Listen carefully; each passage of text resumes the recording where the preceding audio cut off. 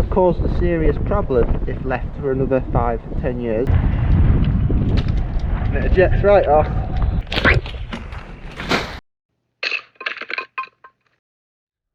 We're doing a nice 20% thin on this beech tree. You just can't see through, it's not letting any lights through to this bottom shrubbery. Lovely view. Maybe a slight lift here to open up that view. So some of you may know, Petzl sent me this Eject to try out. I'm going to do a more long-term review once I've had a proper play with it, but we're just going to do a little first impressions just to get my general thoughts on it and have a little play. This here, all that's doing is adding thickness. It's the weakest one because it's suppressed by all the rest of the crown. It's within the crown. That would be a good reduction point because you want to naturally go to a natural growing branch but in a layer. But because this is just a thin, I'm going to remove this one. You're sort of removing a bit of the centre. Potentially this thinner one here because again it's suppressed and it's the weaker out of this clump.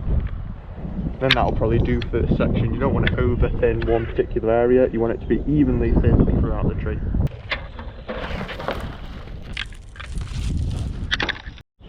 Just a quick note, I'm running the rope runner and the hitch climber. Hitch cord, which is 75 centimetres, it lines really nicely with the top of the rope runner. Potentially could go down to a 70 centimetre hitch cord, which might line up a little bit better. So again, this is just thickened this area up. It's not doing anything other than just creating thickness. I'm opening up that centre crown and producing, allowing more light to come through the canopy. And it's a lot better for the tree than doing a full reduction, and will actually achieve the goal of letting more light in by thinning the crown rather than reducing the crown. Another option would be to lift the lower crown to let more light from underneath. Taking height isn't always the best way to achieve more light in the garden, which a lot of time is what the client wants. So another thing people complain about with two ropes is that it's just a waste of time. But a lot of the time that's the choice of their anchor selection. So if my main line is where my orange one and my blue line is slightly below it, I'm actually getting no benefit from having two lines in the tree. That's what it was like previously. So I've moved across to a second limb and I'm going to install my second line over here, which will give me triangulation and control from both sides, which eliminates the chance of slipping and swinging into one particular direction. Playing with the Petzl Eject today. Just going to install this here. So it is a bit of a technique, but if you're savvy with arb equipment, you'll quickly get used to how to install it properly. So I've installed it there. That slack doesn't matter. It acts just like a pulley. You have to thread it through a specific way as shown here. I've got the retrieval wall already on there, so there's no way of forgetting.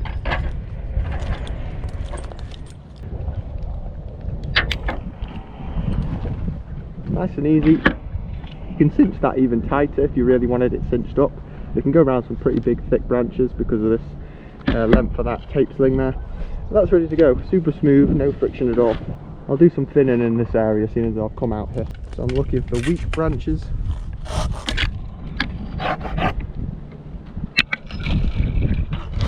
Not doing anything there, that's growing and rubbing.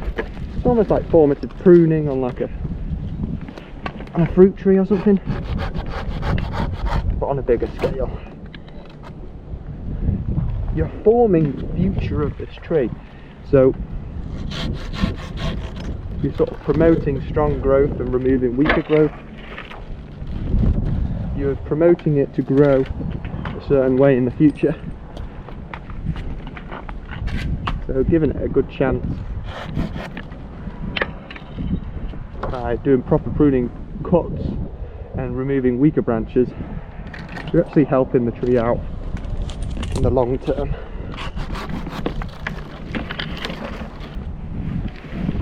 Oh, that's very smooth on the Eject. I'm pretty impressed with that. So this one's got a weird dog-legged growth and it's rubbing on that stem, and all of that's creating thickness, so I'm actually going to remove that completely.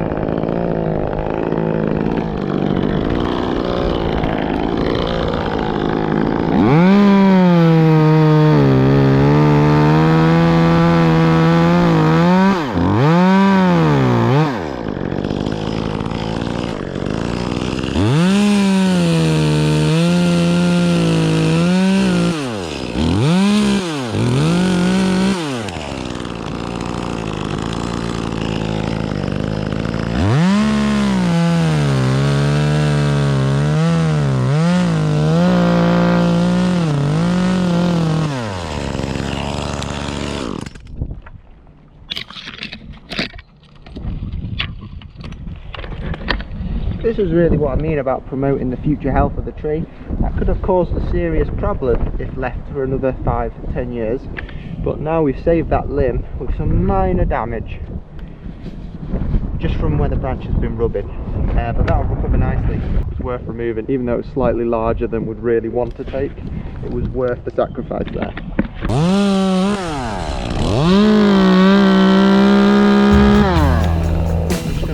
Middle first while I'm now in the middle. Free it all up, get some space, and then I'll pick out any thicker spots on the ends of the branches.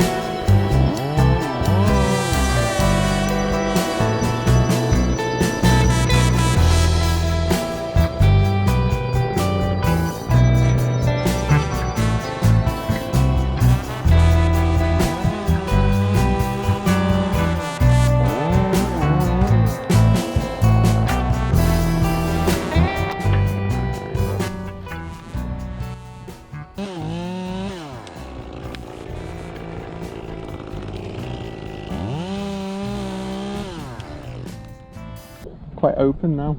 Opened up this middle, do a bit more thinning on the back, bit of thinning down there, bit of thinning up there. Another great example of a thin is, again, it's rubbing and it's growing along that parallel with this thicker, maturer limb. So removing this one is a good choice.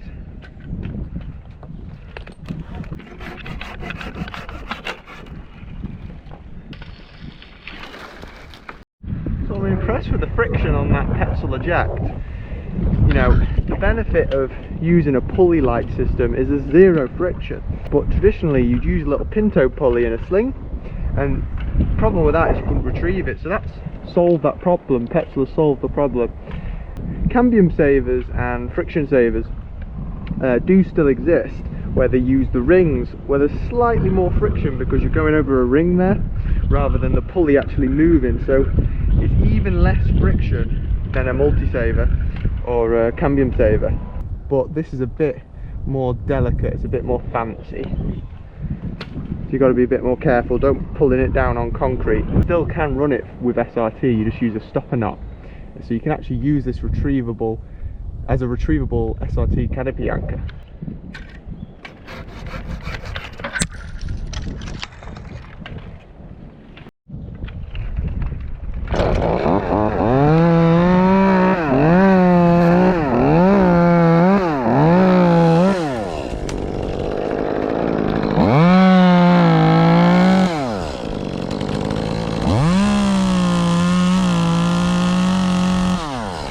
I think I've thinned this bottom bit, just got a dead piece, thinned up there, bit of a hanger there, I'll get that.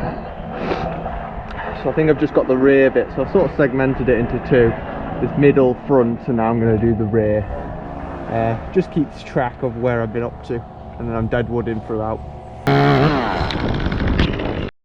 Maybe it's an American thing and you don't have very spread out trees, but there's no reason why 2 ropes is slowing me down in this situation. If anything, it's increasing stability going out on these limb walks. You know, we have very broad trees here in England. I think 2 ropes is the way forward on a lot of them. These American influencers making everyone one hand and use 1 rope. I want to move the eject over here, so just take that off with the retriever ball in, pull, pull, pull, and it ejects right off. me, ready to be installed somewhere else. That's pretty ace.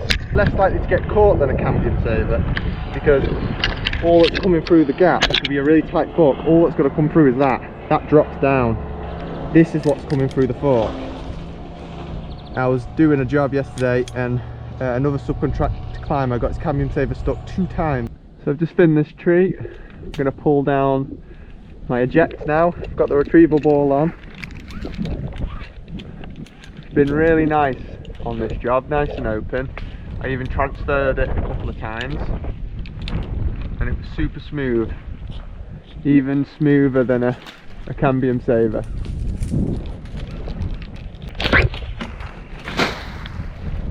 Soften the landing there, landing on that bush, so I'm not too worried about that.